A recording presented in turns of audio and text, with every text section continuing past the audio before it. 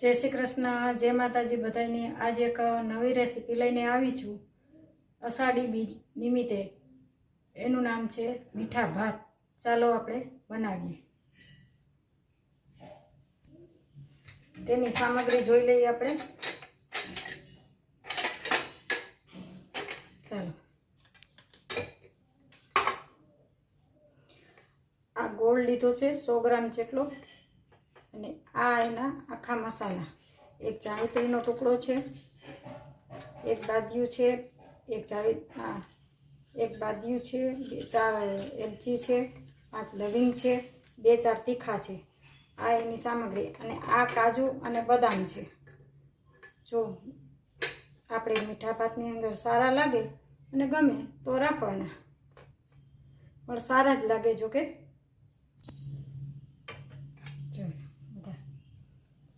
सामग्री 2 चमची घी लीधुं छे वघार माटे। चालो आपणे हवे भातनो वघार करी लईए। हवे आपणे सौप्रथम गैस चालू करीए। एमां आपणे 2 चमची घी मूकीए।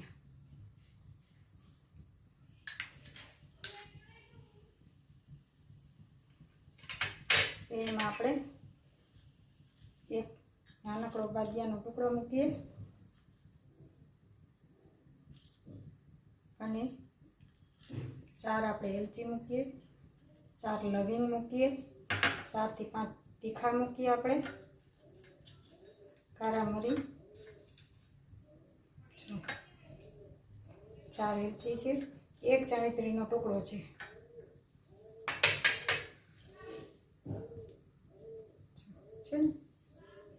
आ रीते हवे आपणे घीनी अंदर मूकी दઈએ।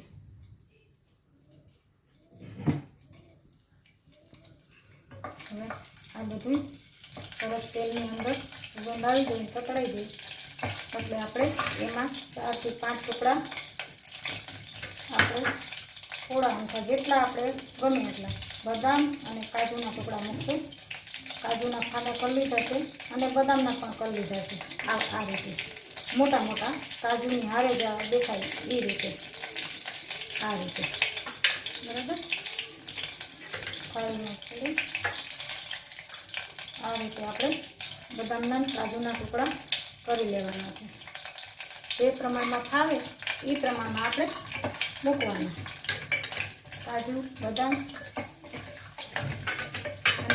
सौ प्रथम आपणे एने पाणी में वघार कर देवानो। काजू सुकराई दे એટલા માટે।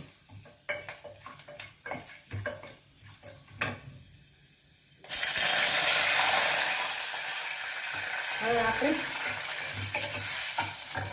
એક પાણીનો 1 કટોરી આપણે ચોખા હોય તો 2 આ બાઉલ પાણીના લેવાના, બરાબર।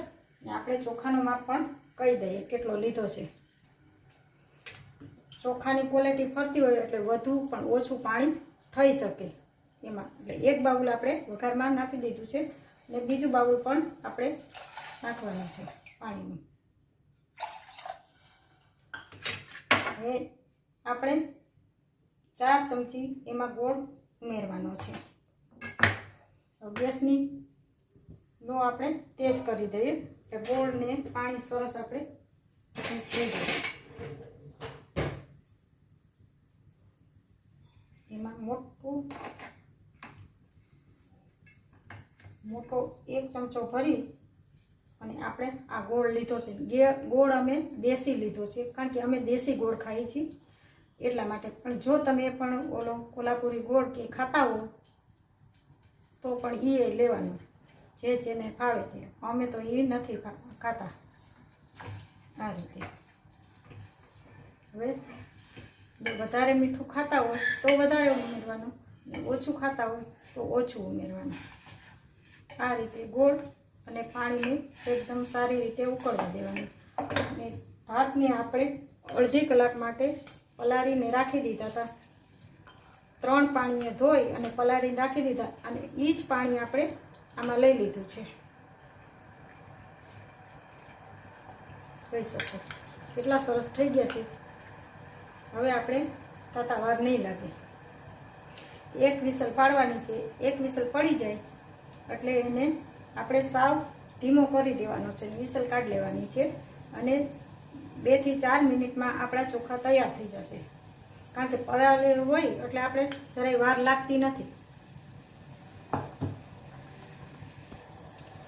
પાણી આપણે સારું એવું ઉકળી ગયું છે. હવે એમાં આપણે ચોખા ઉમેરી દઈએ. જો આ રીતે.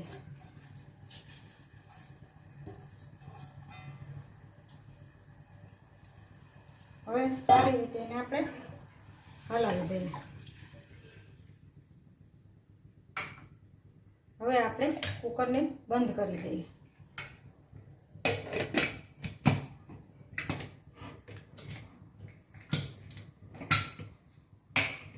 બંધ કરતી વખતે આપણને જરા પણ ઓલું લાગે તો વિસલ કાઢી નાખવાની, નકર દુર્ઘટના થઈ શકે. કારણ કે એકદમ પાણી ઉકળી ગયું હોય ને એટલે તરત જ આપણે બંધ કરવા જઈએ ને તો હવાનો ભરાવો થાય. એટલે વિસલ કાઢી લેવાની, પછી પાછી આ રીતે મૂકી દેવાની. હવે એક વિસલ પડી જાય ત્યાં સુધી આપણે જોવાની. પછી આપણે સીટીને કાઢી લેવાની અને એમનેમ 2-3 મિનિટ આપણે થવા દેવાના. હવે આપણે એક વિસલ વાગી ગઈ છે. આપણે વિસલને હવે કાઢી લઈને ગેસને આપણે ધીમો કરી દઈએ.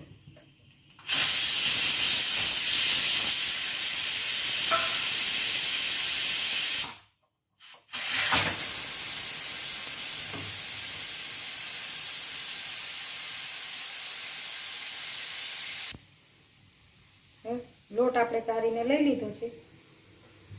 હવે આપણે લોટ બાંધી લઈએ ને રોટલીની તૈયારી કરી લઈએ. લોટમાં આપણે 1 ચમચી જેટલું તેલ નાખશું મોણ માટે. જો તમને મારા વિડીયો ગમતા હોય, તમને મારી રેસીપી સારી લાગતી હોય તો લાઈક કરજો, કોમેન્ટ કરજો અને શેર કરજો. ને આવી નવી રેસીપી અમારી ચેનલ મન તરંગમાં તમે જોતા રહેજો.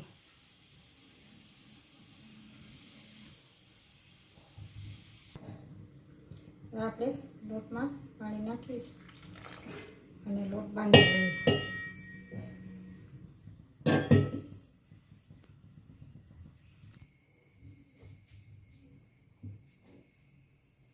હવે આપણા ભાત થઈ ગયા છે તૈયાર. હવે આપણે સીટી કાઢી લઈએ. જોઈ લઈએ.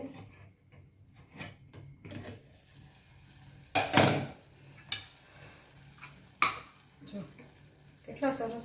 હજી આ શેક થાય ને આમ સરસ રીતે થોડાક ઠંડા એટલે સરસ છૂટા આપણે જેમ વઘારેલા ભાત કરીએ છીએ ને એ જ રીતે થઈ જશે. એટલે એ થઈ જશે એટલે હું તમને બતાવીશ. હજી આને થોડુંક પાણી અંદર શોષે ને એટલી વાર લાગશે. હવે આપણે લોટમાં તેલ નાખી અને સેટ થવા મૂકી દઈએ. આ રીતે તમે લોટ બાંધીને રાખશો ને થોડીક વાર એટલે રોટલી સોફ્ટ અને સરસ થશે. હવે આપણે એને ઢાંકીને મૂકી દઈએ 10-15 મિનિટ.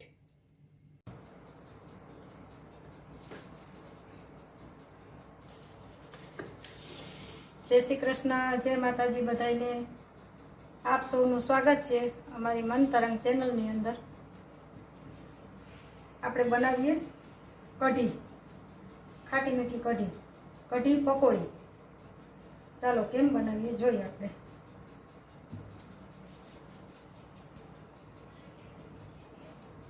ચારીને આપણે રાખેલો છે ચણાનો લોટ 2 ચમચી આપણે કઢી માટે ઉમેરવાનો છે.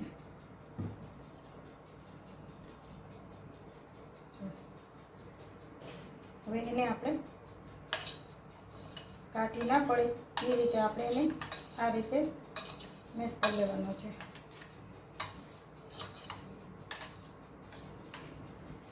થોડુંક પાણીની જરૂર છે.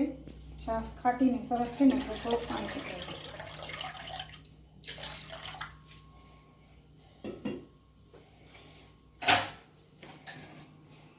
ચણાનો લોટ આમાં મિક્સ થઈ ગયો છે સરસ. હવે એમાં આપણે મસાલા કરી દઈએ. એક નાનકડું મરચું આપણે કટ કરીને રાખ્યું છે, નાનકડો આદુનો ટુકડો રાખ્યો છે. હવે ટમેટું આપણે આ બધું તૈયાર જ રહે.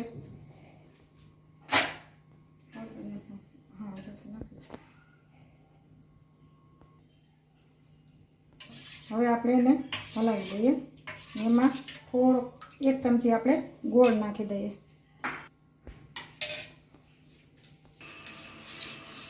નાનકડી 1 ચમચી ગોળ નાખવાનો. ખાટી છાશ હોય તો બધું નાખવાનું. એટલે મારે ખાટી છાશ હતી એટલે મેં થોડો વધારે નાખ્યો છે. તમારે 1 નાનકડી ચમચી નાખવાનો. હવે આપણે ઉકળવા મૂકી દઈએ. ત્યાં સુધીમાં બીજી તૈયારી કરી લઈએ.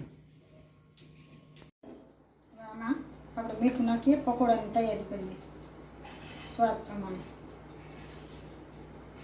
અડધી ચમચી મરચું નાખીએ. અડધી ચમચી હળદર નાખીએ. 1 ચમચી ધાણા જીરું નાખીએ અને આપણે પકોડાની તૈયારી કરી લઈએ. માં થોડીક ડુંગળી નાખીએ પકોડા માટે.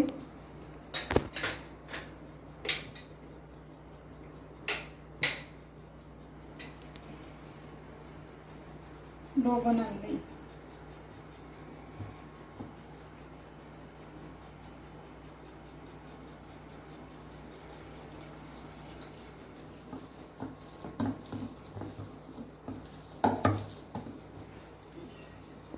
સોડા નાખવાના એટલે આપણે ઓછા અને ફૂલેલા થાય પકોડા.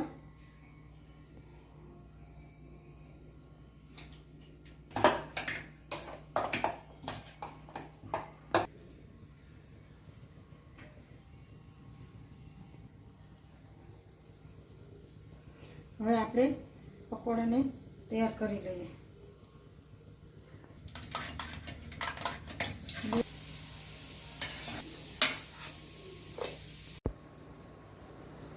અડધી ચમચી રાઈ, અડધી ચમચી જીરું અને 2 થોડુંક અમથું લસણ, થોડી અમથી મેથી મૂકી દઈએ વઘારમાં. 1 ચપટી હિંગ આપણે વઘાર થઈ ગયો છે. એમાં વઘાર કરી દઈએ.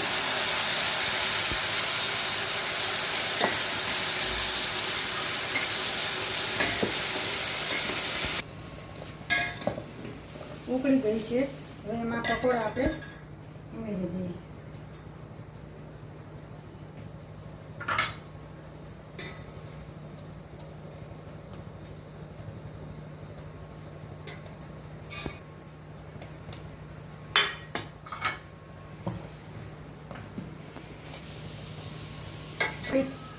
કઢી પકોડી તૈયાર.